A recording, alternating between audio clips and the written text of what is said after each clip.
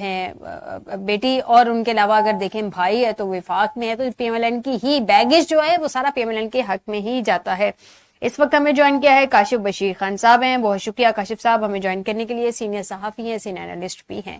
کاشف صاحب، اس وقت تحریک انصاف کچھ کبھی ڈیل کی بات کر لیتی ہیں، کبھی مذاکرات کی بات کر لیتے ہیں اس کے رہنما، پھر وہ ڈینائل میں بھی آ جاتے ہیں. یہ ایگزیکٹلی چل کیا رہا ہے؟ دیکھیں، میں آپ کو ان سائڈ سٹوری یہ بتا رہا ہوں کہ کوئی ڈیل کی بات نہیں ہے. یہ بیسیکلی جو ہے ان کی ایک انپریسیڈنٹڈ جو اس وقت ویو ہے مقبولیت کی اور پور گورننس ہے ان کرپٹ حکمرانوں کی، اس کو کاؤنٹر کرنے کے لیے یہ کہا جاتا ہے جی مذاکرات ہو رہے ہیں. Imran Khan is very clear کہ جی وہ کہہ رہے کہ جی میرے جو مقدمات میرے کارکنوں پر رہنماؤں پر کیے آپ نے بنائے ہیں، پہلے ان کو ختم کریں. ہمارا جو مینڈیٹ جو بلڈوز کیا گیا ہے، جو چھیلا گیا ہے، اس کو واپس کریں، پھر ہم مذاکرات کے بارے میں سوچیں گے. اچھا، کوئی مذاکرات نہیں ہو رہے، جھوٹ بولتے ہیں، یہ میڈیا بھی جھوٹ بول رہا ہے. یعنی کہ یہ جو آج انہوں نے خود بات کی ہے ان کے رہنماؤں نے کہ خان صاحب کہہ رہے ہیں، بانی پی ٹی آئی کہہ رہے ہیں کہ ٹھیک ہے ڈیل ہو سکتی ہے، مذاکرات ہو سکتے ہیں، بات ہو سکتی ہے، لیکن پہلے جو جیل میں قید ہیں پی ٹی آئی کارکنان ان کو رہا کر دیا جائے. اگر ان کی یہ شرط پوری کر دی جائے تو اس کا مطلب ہے پھر تو ڈیل ہو سکتی ہے نا؟ آپ بڑی معصوم ہے میرے خیال میں. آپ سمجھتے ہیں کہ یہ شرط پوری ہو جائے گی؟ میں تو آپ سے جاننا چاہ رہی ہوں، میں نے تو سوال کرنا ہے نا کاشف صاحب، میں نے آپ کا لینا ہے. میں نے آپ کو پہلے بتایا ہے جی جی کہ یہ جو دو شرائط ہیں ان کے اوپر تو وہ کمپرومائز نہیں کرنے والے. جو کمیٹی بنا دی گئی ہے مذاکرات کے لیے، وہ کیوں بنائی گئی ہے؟ دیکھیں، اس کے بعد یہ مذاکرات جو ہے اس ڈمی گورنمنٹ سے نہیں ہونے ہیں. اچھا، اس انتظام کو، اس جعلی بندوبست کو چلانے والوں سے ہونے. اچھا، اس کے تینوں آج طے ہوں گے. ٹھیک ہے. ٹھیک ہے جی. مذاکرات تو دیکھیں اس بات پہ ہونے کہ آئندہ ہونے والا الیکشن جو ویری مچ مطلب میں دیکھ رہا ہوں کہ اس سال ہی دوبارہ الیکشن ہونے والا ہے 2024 میں. جی ہاں، جنرل الیکشن کی بات کر رہے ہیں؟ جی میں جنرل الیکشن کی بات کر رہا ہوں. آپ یہ ٹوٹے گر چکی ہیں اپنے بات کے ساتھ کہ جو جعلی حکومتیں تھیں اور آپ کا جو آپ دیکھیں نا کل فضل الرحمان جو ان کے ہی بندے ہیں، انہوں نے کیا کہا کہ شہباز شریف کی حکومت ہی نہیں، بیچارے کو کیا کہنا، انہوں نے بیچارے کا ورڈ یوز کیا ان کے لیے. لیکن کاشف صاحب یہی مولانا صاحب ہے نا جن کو بعد میں اگر ان کی بات مان لی جاتی ہے، نواز دیا جاتا ہے، تو مولانا صاحب اپنے موقف سے بھی ہٹ جاتے ہیں. لیکن آپ آپ بالکل ٹھیک کہہ رہی ہیں، لیکن یہ بات کو مد نظر رکھیں کہ اب یہ جو پی ڈی ایم جو ہے چونچوں کا مربع ہے، بانمتی کا کنبہ ہے، یہ ان کی بات اب مان نہیں سکتا.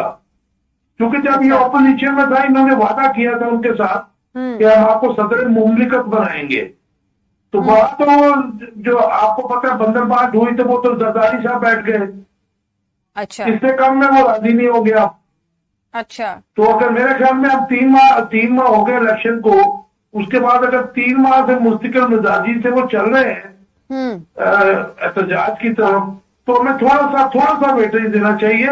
لیکن ایک اور گیم بھی ہو رہی ہے جو میں آپ کو 1 منٹ لوں گا بتا دوں کہ جو کل آپ نے دیکھا کہ جو گورنر ہے کے پی کے ایگزیکٹلی میں میرا سوال نیکسٹ یہی تھا کاشف صاحب کہ اگر ایک جانب یہ مزاحمت کر رہے ہیں تو پھر گورنر کے پی بڑے میاں صاحب سے، مریم صاحبہ سے کس طریقے سے اور کیوں مل رہے ہیں پھر؟ یہی میں آپ کو بتانے جا رہا تھا. جی کہ میاں صاحب بیانیے کی تلاش میں، ٹھیک ہے، یہ حکومت جو ہے ان کو بھی پتا ہے کہ ہماری 17 سیٹیں ہم نے جیتی ہوئی تھی جن پہ لیڈ کر رہے تھے، مینڈیٹ جعلی ہے اور الائنس کی گورنمنٹ ہے، کولیجن گورنمنٹ ہے جس سے پیپلز پارٹی بالکل سائڈ پہ بیٹھی ہے، عوامی مسائل حل کرنے میں ناکام ہے. انہوں نے جو آپ نے دیکھا کہ پچھلی اتوار کو بنایا، اس کو اتوار کے دن ڈپٹی پرائم منسٹر، یہ وہی شخص ہے جو گندم کا جو بحران ہے، میں آج اپنے پروگرام میں لیک آؤٹ کرنے جا رہا ہوں، یہ بات سوری لیک کرنے جا رہا ہوں کہ یہ اسحاقدار صاحب اس میں شامل تھے.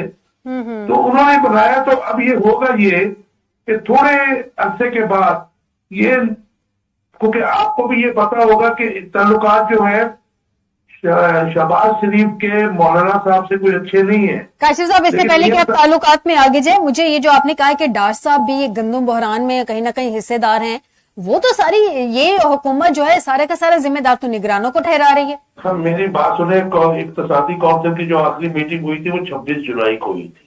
اچھا. ٹھیک ہے جی. اس میں یہ منظوری دی تھی جس میں احسن اقبال صاحب شامل تھے اور اسحاق ڈار صاحب اس کو ہیڈ کر رہے تھے، اور انہوں نے یہ سمری کمپلیٹ کر کے پینڈنگ کر کے نگران حکومت کو دے دی تھی. ٹھیک ہے. ٹھیک ہے جی. یہ سارا جو گن ڈالا ہوا ہے، سٹوری تیار کی تھی، یہ ساری جو ہے اجازت دی تھی انہوں نے دی تھی.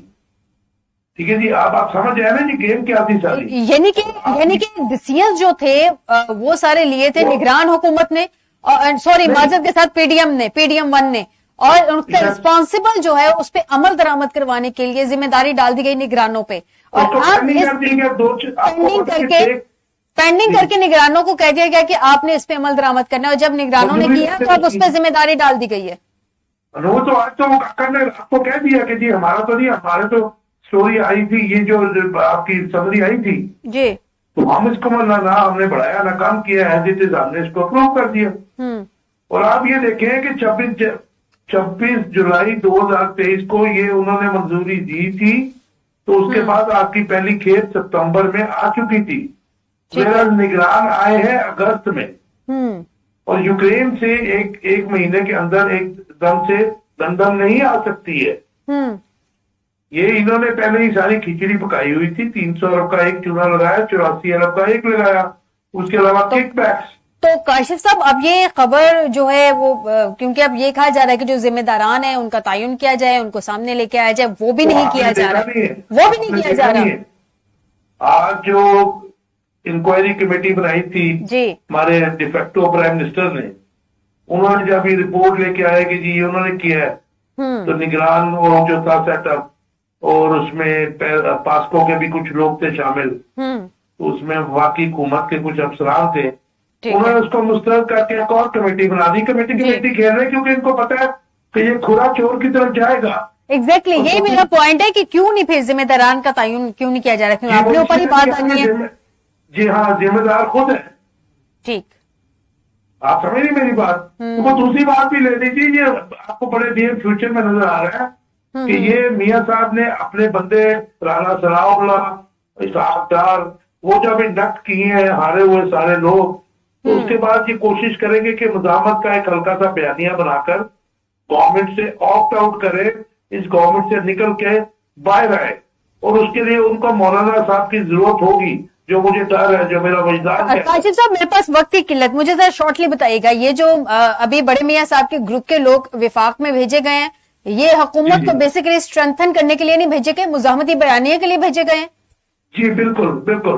کیونکہ اب آپ دیکھیں گے آگے کے شہباز شریف جو ہے، جو حکومتی اجلاس ہوں گے ان کی جو ہے صدارت کام کریں گے، وہاں پہ بیٹھے گا اسحاق ڈار. اچھا، وہاں پہ اسحاق ڈار. بہت شکریہ کاشف صاحب، آپ کا پوائنٹ